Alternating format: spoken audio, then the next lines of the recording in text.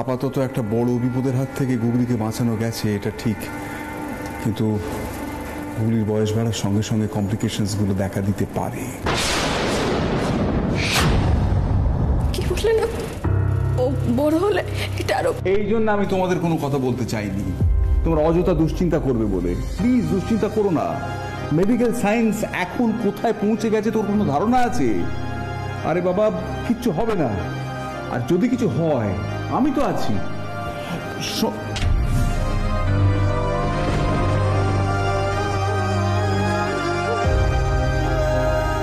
অত দূরে গুগলিদের বাড়ি, ফার্দার কোনো কমপ্লিকেশনস হলে গুগলিকে কলকাতায় আনতে আনতে তো অনেক দেরি হয়ে যাবে, আর ও এখনো পুরোপুরি সুস্থ হয়নি।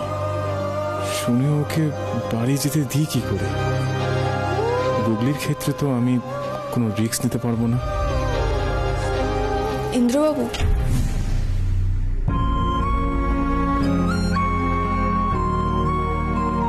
এখনকার মতো তো সব ভালোই ভালো মিটে গেছে, আপনি এখন বাড়ি যান, আমি গুগলির কাছে আছি। আপনি তো গুগলির মা, আপনি নিশ্চয়ই এখানে থাকবেন, কিন্তু আমিও থাকবো। কিন্তু গুগলিকে বাড়ি থেকে আমি কোলে করে নিয়ে এসেছিলাম, আর সুস্থ হওয়ার পর আমি ওকে বাড়িতে নিয়ে যাব। সে তো ঠিক আছে ইন্দ্রবাবু, কিন্তু আপনি আগে বাড়ি গিয়ে বিশ্রাম নিয়ে আসুন না। বিশ্রাম নেওয়া মুড নেই আমার।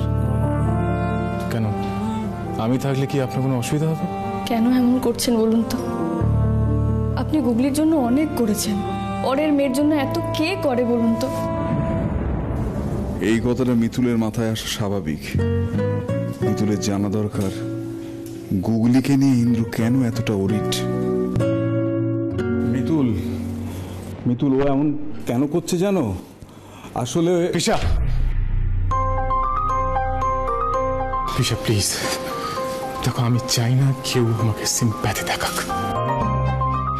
এটা আমার একটা পার্সোনাল ম্যাটার, আমি কারোর সাথে শেয়ার করতে চাই না। প্লিজ চুপ করো। আমি জানি রে, আমি বলতেও চাইনি, কিন্তু এমন সময় এমন কাকতালীয় ঘটনা ঘটে যখন বলতে না চাইলেও বলতে ইচ্ছে করে। ভাবতে পারিস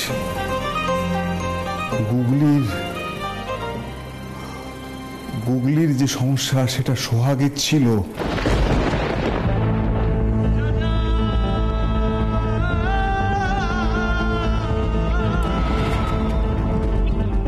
সোহাগ বড্ড ছোট ছিল বলে ওর জন্য কিচ্ছু করতে পারিনি।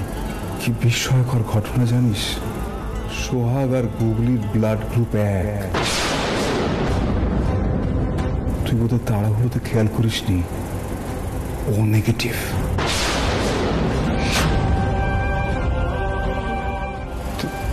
তুমি কি বলছো? কি জানিস ইন্দ্র, মানুষের মতো এই পৃথিবীর স্মৃতিশক্তি মারাত্মক। মানুষের মতো এই পৃথিবীও কিচ্ছু হারিয়ে ফেলতে ভালোবাসে না। তাই বোধহয় গুগলির মাধ্যমে ও তোর কাছে সোহাগকে পাঠিয়ে দিয়েছে। নদীর স্রোতের সঙ্গে লড়াই করে অতটুকু বাচ্চার বেঁচে থাকা সম্ভব নয়। সরি ইন্দ্রবাবু, আপনার স্ত্রী এবং কন্যা দুজনেই আর আমাদের মধ্যে নেই।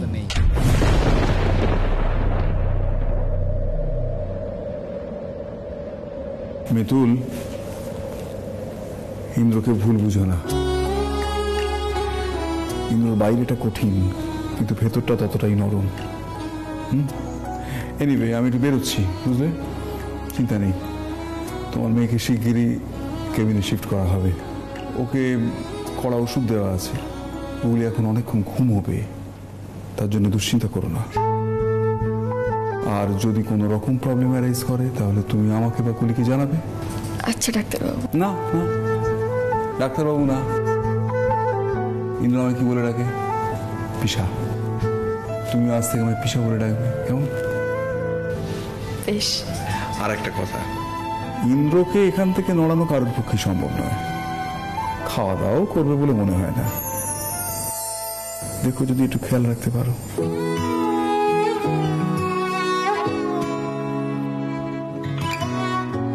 এই লোকটার খেয়াল রাখা সোজা কথা নাকি? মনটা যে নরম সেটা তো বুঝতেই পারছি, কিন্তু বাইরে থেকে তো সেই লাটের বাট।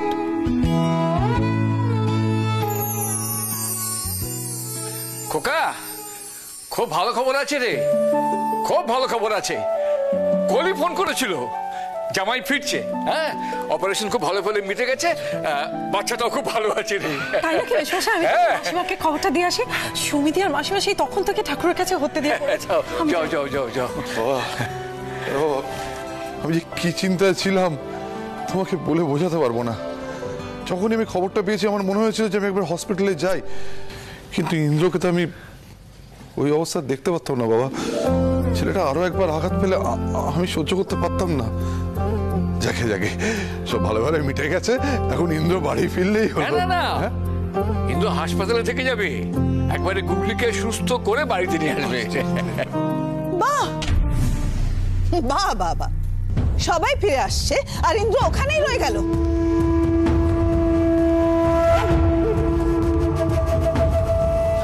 আমি এক্ষুনি ইন্দ্রকে ফোন করছি, বলছি বাড়িতে ফিরে আসতে। ইন্দ্র ওখানে থাকবে ওই মেয়েটার সঙ্গে, ওই মিতুলের সঙ্গে। বাহ, দারুণ ব্যাপার। প্রথমে বাড়িতে নিয়ে তুললো, এখন আবার হসপিটালে। ওই বাচ্চা মেয়েটার পেছনে ছোটাছুটি করতে করতে ইন্দ্র নিজের মান সম্মানের কথাই ভুলে গেছে। কি বলছো দিদি? মানে ইন্দ্র তো ওখানে থেকে গেছে যদি ওকে কোনো প্রয়োজনে লাগে। সবে মাত্র বাচ্চাটার অপারেশন হলো, এখন কোনো সমস্যা তৈরি হলে তো ওখানে। চুপ করবে তুমি? ভেজর ভেজর ভেজর ভেজর করে যাচ্ছি। কে চেয়েছে তোমার মতামত? হ্যাঁ, বোঝো দিদি কি বলতে চেয়েছে সেটা বোঝো। পলাশ, বাবু, স্বর্ণালী না হয় বোঝে না, আমি তো বুঝি। আমাকে বোঝাও, বোঝাও। মানে জানবো আমি, মানে পলাশ, একটা কথা কান খুলে শুনে রাখো। হ্যাঁ, ফার্দার আমার সামনে স্বর্ণালীর সঙ্গে এরকম ব্যবহার করবে না। একজন শিক্ষিত রুচিশীল মানুষ তার স্ত্রীর সঙ্গে এইভাবে কথা বলে না। পলাশ, জামাইবাবু, না না, আসলে সত্যি তো আমি তো অনেক কিছু বুঝি না। উনি হয়তো আমাকে বোঝাতেই চেয়েছেন। তাই? হ্যাঁ বলো।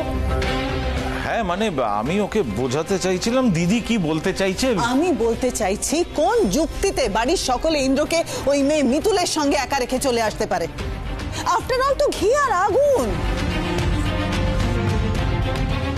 উফ, এর পরিণতি কিন্তু ভালো হবে না, তোমরা দেখে নিও।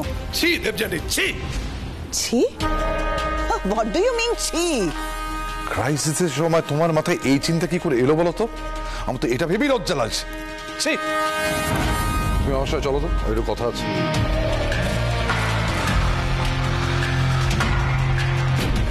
হাঁ করে সঙ্গের মতন দাঁড়িয়েছো কেন? যাও মাসিমা আর সুমির সঙ্গে গিয়ে ন্যাকামি করো, হতে দিয়ে পড়ে থাকো ঠাকুর ঘরে। যাও প্লিজ, তুমি রাগ করো না। আরে যাও তো। আমি যাচ্ছি।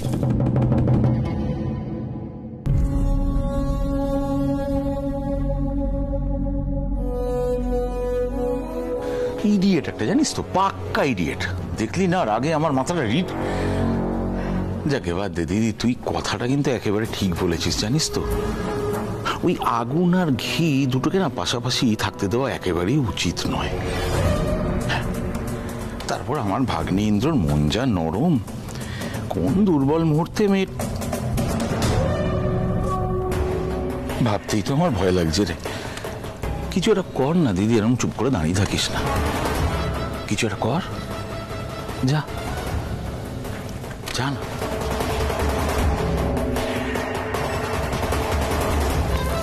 রনো, আর এক মুহূর্ত সময় নষ্ট করা যাবে না। তুই সিমিকে নিয়ে শিগগিরই হসপিটালে যা। ইন্দ্রকে ওই মিতুলের সঙ্গে কিছুতেই একা থাকতে দেওয়া যাবে না। যা যা, শিগগিরই যা। Yes mom. Simi,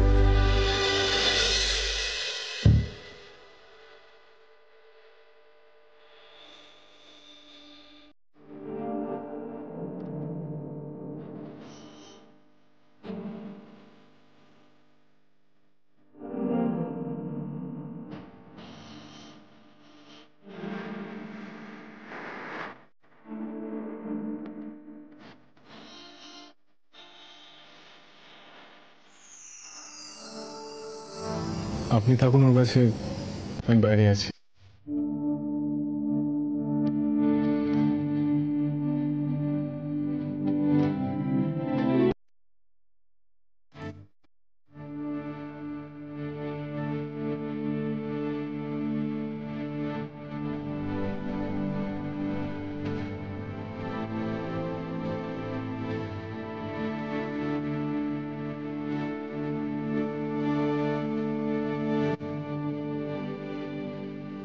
madam, Pulak sir আপনাদের খাবারের কথা বলে গেছিলেন, খেয়ে নিন আপনারা, এই নিন। ধন্যবাদ।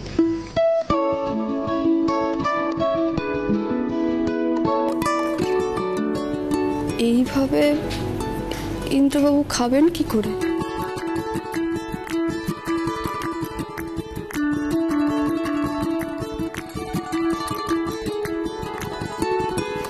দাদা একটু শুনবেন?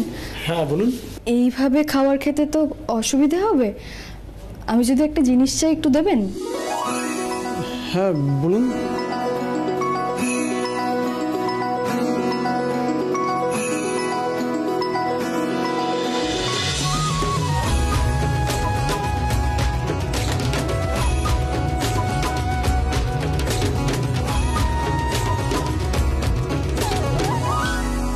খেয়ে নেবেন, আসুন। পিসেমশাই আমাদের জন্য খাবার বলে গেছিলেন। আমি খাবো না।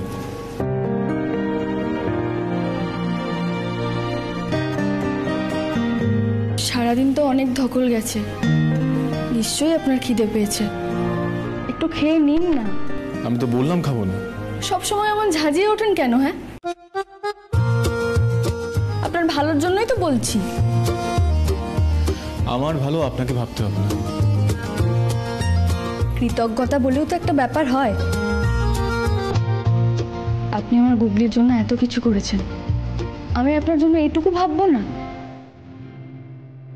আসুন, খেয়ে নেবেন, আসুন। আমি খাবো না, আপনি খেয়ে নিন। না খেয়ে অসুস্থ হয়ে পড়লে আপনাকে হাসপাতালে ভর্তি করতে হবে, এত হ্যাপা আমি নিতে পারবো না।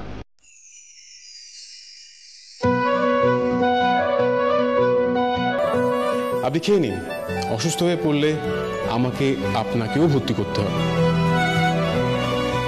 আমি এই হ্যাপাটা নিতে চাইছি।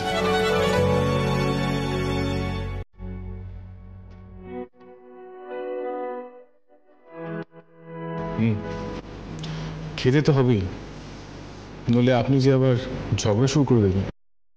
আমার অ্যাকচুয়ালি এখন ঝগড়া করার মুড নেই।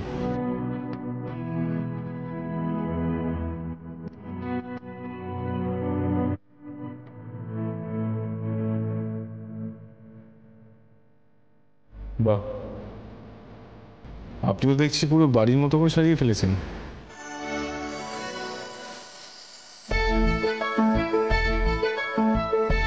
খেয়ে নিন, রাতে না খেলে শরীর খারাপ হয়। জানি। আর আপনি? আপনার খাওয়া হয়ে গেলে আমি খাবো।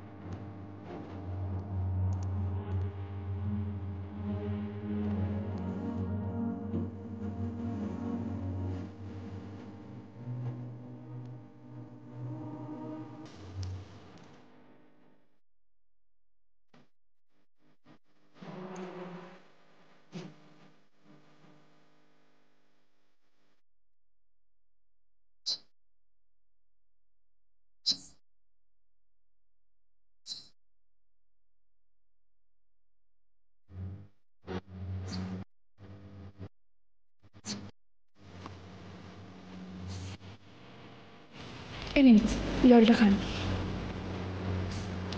আমি হাতটা ধুয়ে গুগলির কাছে যাচ্ছি। আচ্ছা বেশ, আমি এখানেই আছি।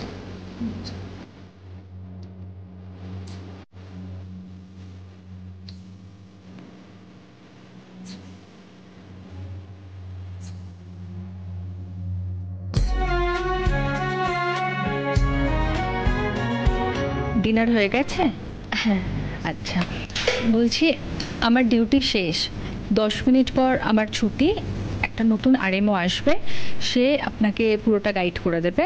এই ওষুধটা আপনি ওকে খাইয়ে দেবেন। একদম, আমি তো এখানেই আছি, আমি ঠিক সময় মতো ওষুধ খাইয়ে দেবো।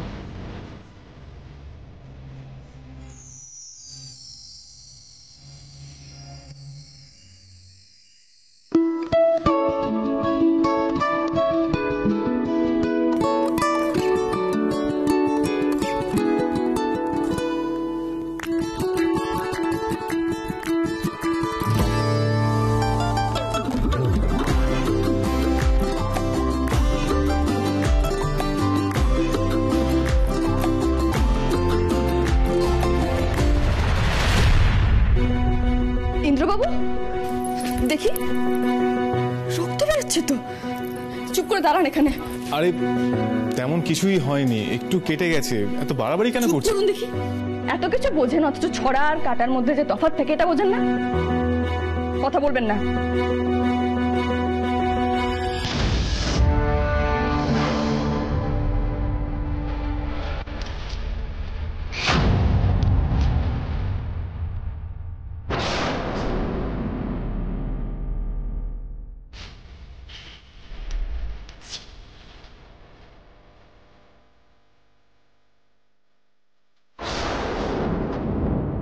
দেখেছো তুমি কত বড় ওয়ার্থলেস দেখতে পাচ্ছ তো?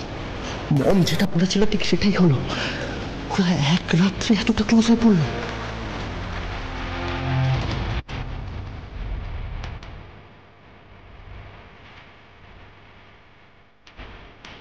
Ronu, Ronu,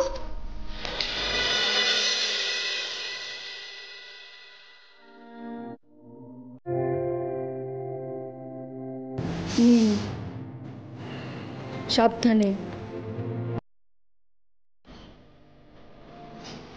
thank you.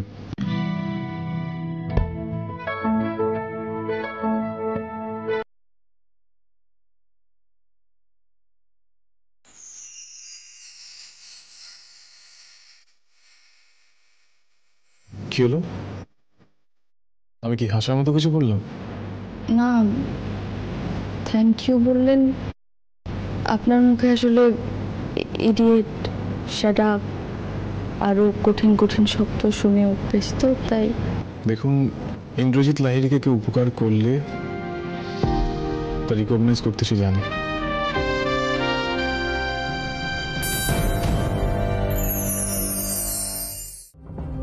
Ronu, Ronu, listen to me.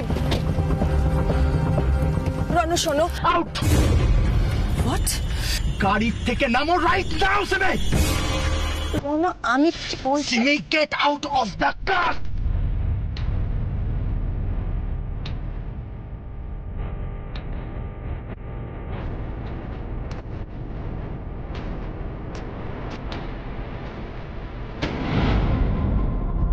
Simi, you are just worthless. তোমাকে দিয়ে আমার একটা কাজ হচ্ছে না।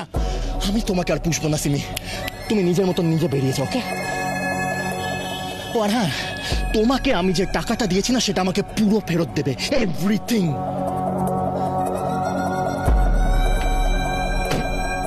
তোমার মতন মেয়ের যোগ্যতা ওই লোকের দেওয়া ব্যাগ আর আংটি পর্যন্ত। তোমার সাথে আমার 1 কোটি টাকা ডিল করাটা না খুব বড় ভুল হয়েছিল। ওয়ার্থলেস।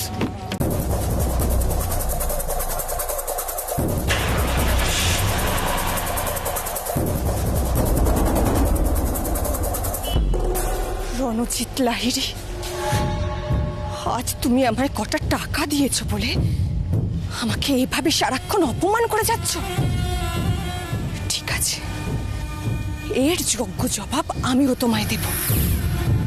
এতদিন আমি এই ব্যাপারটাকে খুব হালকা ছলে নিয়ে ফেলেছি, কিন্তু আজ আমি নিজেকে নিজে প্রমিস করলাম, ইন্দ্রজিৎ লাহিড়িকে আমি জয় করেই ছাড়ব। আমি হব ইন্দ্রজিৎ লাহিড়ির স্ত্রী আর লাহিড়িদের বিজনেসের কোনার। সেদিন তুমি আমার কাছে এসে হাত পাতবে টাকার জন্য, আর আমি এই সব অপমান তোমায় 10 গুণ করে ফেরত দেব। এবার দেখবে সিমি কতটা ভয়ানক হতে পারে। তাহলে আপনি আমাদের যে এত উপকার করেছেন, আমি সেটা কি করে? সেটা সময়ের উপর ছেড়ে দিন।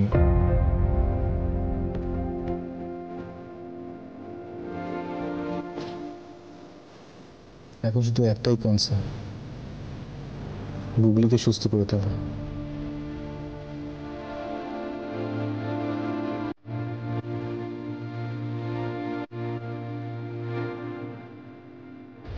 গুগলিকে নিয়ে এত পাগলামি কেন করেন ইন্দ্রবাবু? বিশ্বমশাই সেদিন কিছু একটা বলতে চাইছিলেন না, আপনি কেন বলতে দিলেন না?